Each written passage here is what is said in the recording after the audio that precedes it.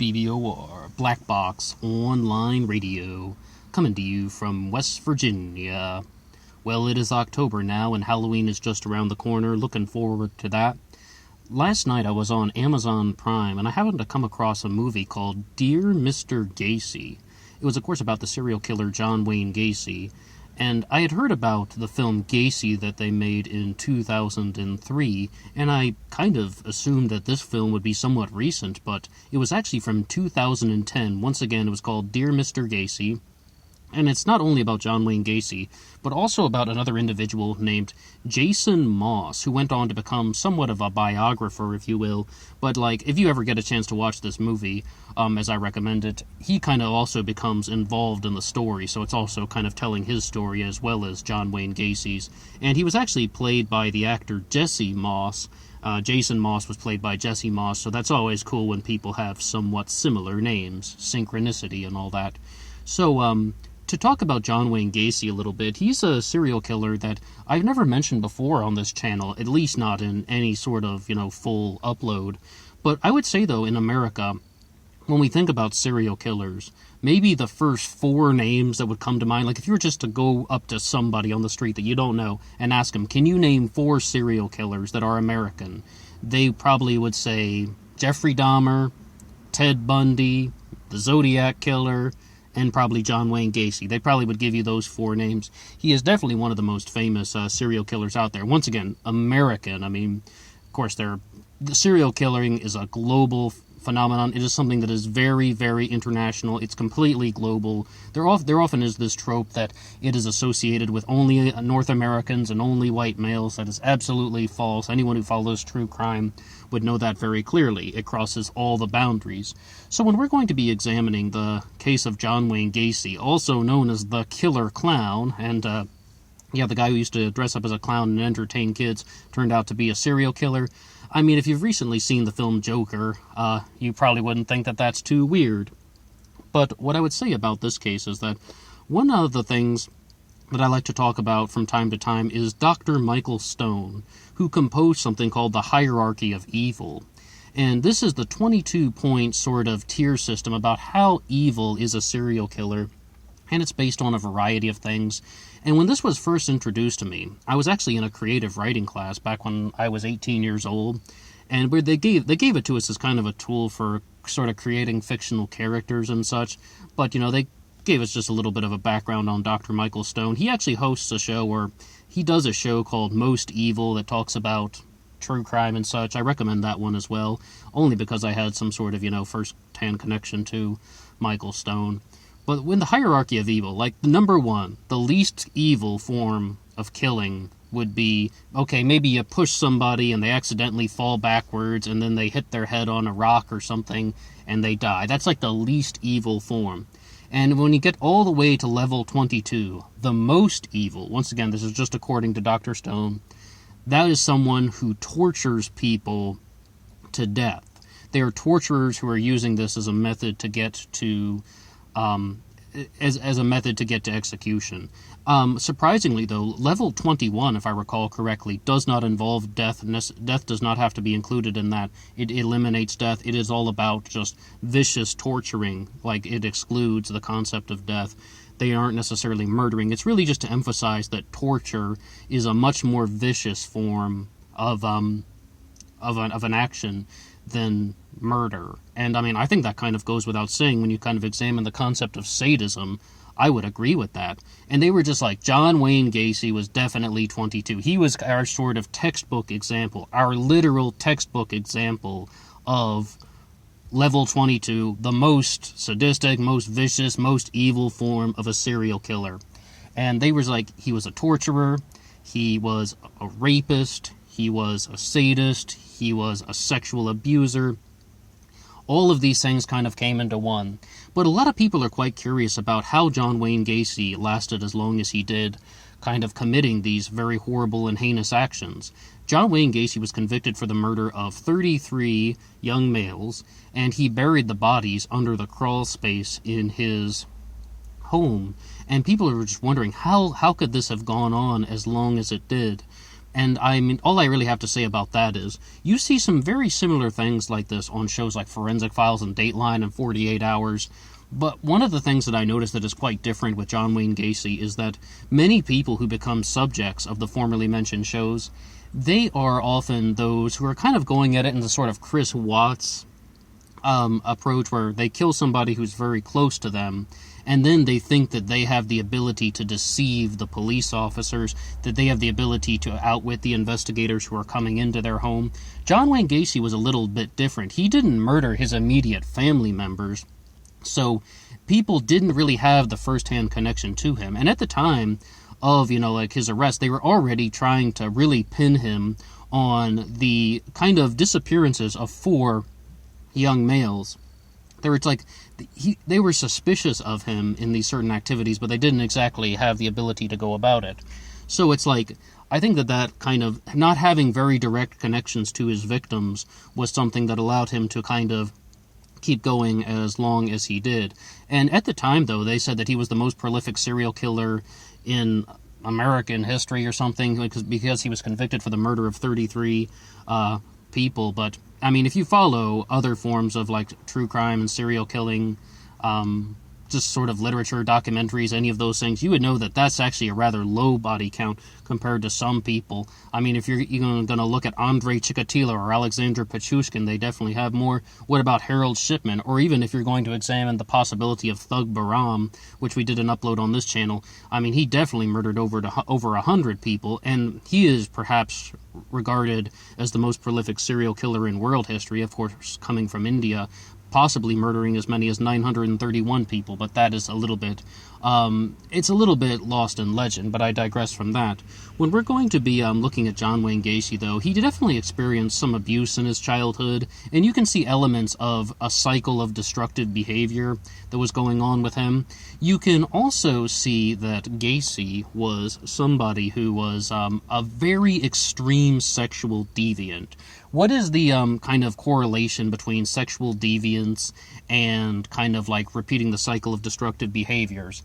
Antisocial personalities, antisocial behavior. Like, that is really like what is going on with Gacy. That's kind of like the linchpin that is tying him in together. Now, I had been watching a documentary that had been put out by the series Crime Stories about John Wayne Gacy just after I saw the film Dear Mr. Gacy, which stars William Forsythe and, as previously mentioned, Jesse Moss. I had watched that thing from Crime Stories, but they didn't include something very particular. I think they said this about Gacy, and I'm not 100% sure I remember this. I think maybe 10 years ago I saw a documentary on him, and they said that John Wayne Gacy did not fit into any sort of diagnostic criteria for any mental illness. They're like, they just couldn't diagnose him. They couldn't determine what the exact cause was, other than saying that he was antisocial and saying that he was a deviant person. I mean, I don't even know if I'm remembering that correctly, but I mean, I'm pretty sure, though, someone said that about Gacy in a previous film. In the Crime Stories thing that I was watching, they really talked about how they're trying to put forward the case that Gacy was not a psychotic. I mean, after talking about narcissism a little bit on this channel, I definitely think that he was a narcissistic serial killer. But I mean, all psychopaths are narcissists, but not all narcissists are psychopaths. That's the famous line that's going around on the internet now. But they're even just talking about being psychotic. They're just like, he did not exhibit any form of psychotic behavior. He had personality issues. He had maybe personality disorders, but he was not a psychotic individual. I just think it's a very interesting observation that they made about John Wayne Gacy. Somebody who would lure boys into his home. He would repeatedly submerge them underwater, pulling them back out, like dunking them underwater till they can't breathe and pull them back out. Once again, as we mentioned, rape. Even did one boy, like young man really, he drove an iron rod through his neck. It's like very, very vicious, and a variety of methods that were used in the torturous process. And in the film, though, Dear Mr. Gacy, I don't like to give away spoilers or anything, but there's some very intense moments in that one. And when I was reading the reviews of that, everyone's like, oh, it was poorly acted, they didn't really like it. I thought it was very, like, kind of intense and kind of sort of compelling. And maybe that's just because we talk a lot about true crime, and it's exploring a rather fascinating concept. It's called Dear Mr. Gacy because it's about this 18-year-old in college freshman, and he begins corresponding with John Wayne Gacy for a project, and his name was Jason Moss. And before the end, once again, I don't like to give away spoilers, but this is just kind of some nonfiction related to it. I was like, it's so great to see that somebody can start exploring true crime without going crazy. It's so great to see that somebody can really try and cover these very dark and twisted subjects, without having a lot of mental backlash that comes up against them. And I was like, great, right? And then, of course, they had a card at the end that Jason Moss, the writer of all that stuff, committed suicide in 2006. And I was like, oh, okay. I definitely do think maybe in some effects, true crime can kind of rub you the wrong way, but not 100% though. Although I've never really had any sort of first-hand experiences the way that he did, corresponding with somebody like John Wayne Gacy, developing sort of a regular friendship, and then actually meeting face-to-face with him and actually dealing with some of the physical encounters. And once again, there's a book out, though, that is by Jason Moss in the film Dear Mr. Gacy, if anyone wants to check those things out. But we definitely see, though, this pattern of antisocial behavior in Gacy, linking together all of his actions: murder, torture, rape, and as well as just the ability to kind of hide this from everybody. People just were completely shocked about how John Wayne Gacy could be somebody who was so vicious and cruel with his victims, and they're just like, this was a friendly guy who hosted charitable dinners, he was involved with politics. I mean, there's actually a photo of him with Jimmy Carter's wife. It's like, he was someone who had a criminal past, though. And I think that was also something that was highly downplayed in a lot of the other media about John Wayne Gacy, is that he was a rather seasoned criminal. And, like, even when he was in prison, he was, like, the cook, and they did an interview with him for the local TV station, and he's talking about, prepping some things for a holiday meal, and he's just came across as someone who just seemed very gentle on the surface, but he had, like, that sort of viciousness inside. And somebody once told me about someone was describing one of their family members when they said that it's like the concept of somebody lives with two personalities. And it's not talking about anything like dissociative identity disorder and multiple personalities. It's talking more about the concept of you don't necessarily know who you're going to talk to. It's like, it would be like there's almost two people there, and you don't know which person's going to respond. And it's just like, meaning that one person is very vicious and one person is very just gentle. You don't know if you're going to say, hello, John, and you're going to talk to nice John or angry John. And they described him as sort of a Dr. Jekyll and Mr. Hyde in that Crime Stories film. But if I recall with Dr. Jekyll and Mr. Hyde, that would be like, someone is kind of, like Dr. Jekyll is kind of nice for a very long time, and then Mr. Hyde is mean and evil for a very long period of time. Whereas with John Wayne Gacy, it sort of seemed like he could snap, like at the drop of a hat, just like snap your fingers, and he is vicious, snap your fingers, and he is just calm and friendly and sociable. And I think that's why a lot of people probably have some trouble doing any sort of diagnostic assessment of John Wayne Gacy. And in reality, though, I mean, he was like a vicious and disgusting criminal. And, I mean, we do focus a lot on the perpetrator in this thing. But one thing that I thought was rather interesting that I had never actually heard before was when I was watching the Crime Stories documentary, that there were 9 of Gacy's victims that were unidentified. And this is something that just seems to come up from time to time. And you just sort of see the serial killers with high body counts have a sort of, not all their victims are identified. I mean, this is a rather older film that they put out about Gacy, so maybe some of that news has changed. But I really noticed that ever since we did an episode about Robert Hansen, the serial killer known as the Butcher Baker on this channel. Ever since we covered that one, I really just began to notice that always, like anytime we cover some of the major serial killers, they have unidentified victims, and, it's a very saddening thing that you can't even find out who the person is. They might be able to give them some form of burial.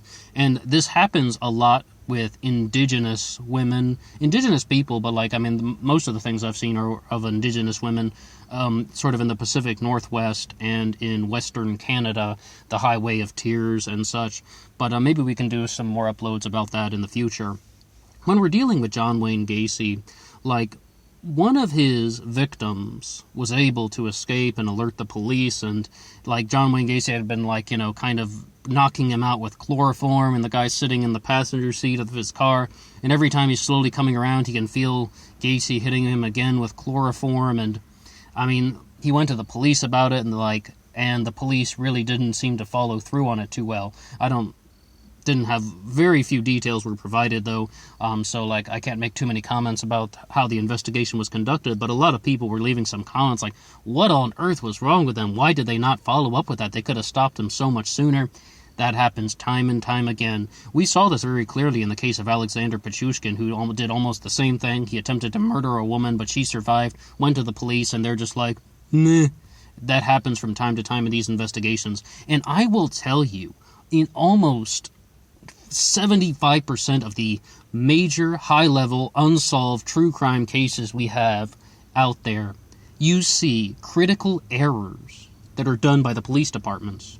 And they either use their administrative power to cover up their critical errors, or sometimes they just flat out admit it, and sometimes they just turn a blind eye toward it.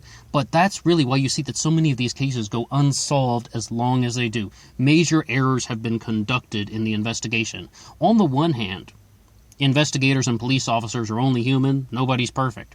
On the other hand, you really see some things where it's like, oh wow, they really perhaps could have stopped this very horrific individual much sooner.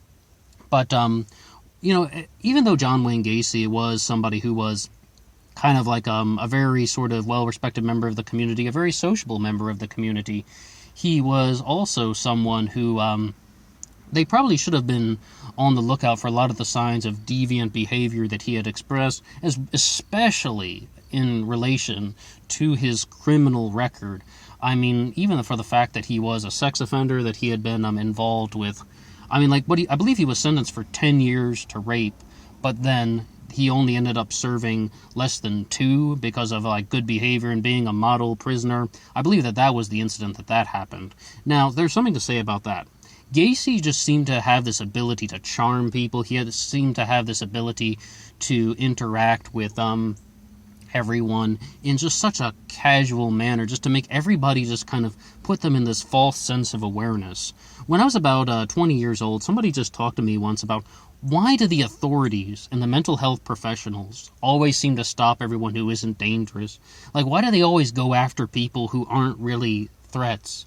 I mean, why aren't they ever able to catch anybody like John Wayne Gacy? And he didn't identify John Wayne Gacy by name, but I mean, he's talking about how did people like John Wayne Gacy slip through the cracks? That's what he's talking about. Or other people like Elliot Rodger or Cho Sung, the Virginia Tech shooter, who were examined by mental health professionals and okay, well, there's nothing to hold him on. He has to go. How do those people slip through the cracks is what that guy was talking about. And one of the things is just that they learn how to hide the darkness. They learned how to hide the kind of twisted and sadistic sides that are pushing them toward this deviant, destructive behavior. And they do this in an expert way. People like Cho Sung and Elliot Rodger are not really as expert as John Wayne Gacy, but I definitely think that John Wayne Gacy might be one of the probably absolute best at hiding his dark side from people that he didn't really want to see, except for the fact, though, as we said, his personality could switch, by snapping his fingers. So it's they even said, he would go to one place and he would just be all light and jolly, and then he would go into a bar and he would just be kind of rough and dark. It would just happen so rapidly. It's almost like bipolar, but as we said at the beginning, he doesn't necessarily meet the criteria for bipolar disorder.